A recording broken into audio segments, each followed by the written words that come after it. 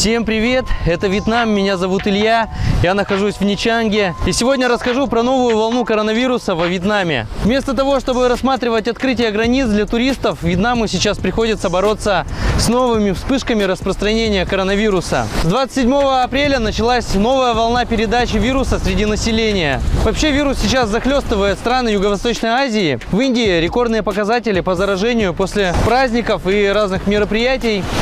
В Таиланде заражение за сутки удвоилось с 1000 до 2000 человек. Также коронавирус появился в Лаосе и Камбодже. А обе эти страны, и Лаос, и Камбоджа, имеют протяженные границы с Вьетнамом, что также представляет собой опасность. Во Вьетнам зараженные попадают только извне. Среди населения передача вируса была остановлена уже несколько раз.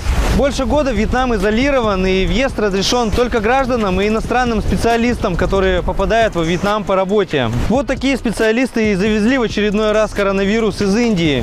Группа индийцев, проходивших карантин в специально отведенном отеле, заразила обслуживающий персонал, и от этого пошло распространение. Еще другая линия распространения произошла от китайцев, у которых не проявился изначально вирус после прохождения карантина, но затем выяснилось, что они были переносчиками. Плюс ко всему, границы с Камбоджей и Лаосом недостаточно хорошо контролировались. Я слышал, что там свободно могли гулять, например, пастухи и деревенские жители. А еще некоторые недобросовестные пограничники за небольшие деньги нелегально проводили китайцев через границу. А Вьетнам никак не хочет допускать здесь эпидемию, поэтому они делают все возможное, чтобы предотвратить распространение. Вьетнамские власти выделяют деньги в помощь для борьбы с коронавирусом в Камбодже и Лаосе. Также выделили солдат для контроля наземных границ с Лаосом, Камбоджей и Китаем. Карантин для приезжающих из-за границы теперь сделали 21 день вместо 14. Были отменены массовые мероприятия и фейерверки на майские праздники. В городах, где зафиксированы случаи заражения, вводятся более жесткие ограничения.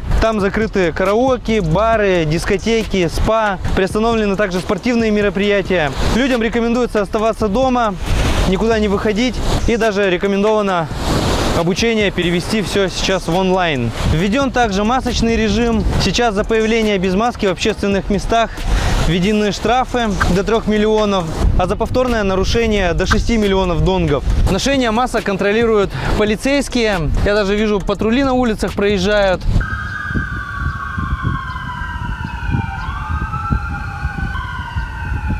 И на первой линии в центре даже специально стояли и останавливали людей на байках, кто ехал без маски.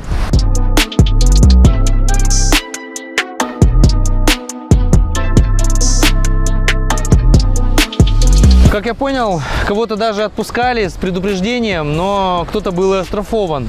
Вообще в новостях пишут, что в разных городах насобирали на штрафах по 300 миллионов донгов всего за несколько дней. В Ничанге пока вирус был не обнаружен, но масочный режим установлен до конца мая.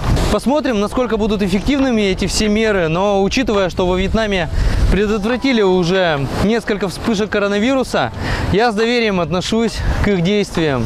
Так как инкубационный период коронавируса 2 недели, то к концу мая будет видно, получилось остановить распространение или нет.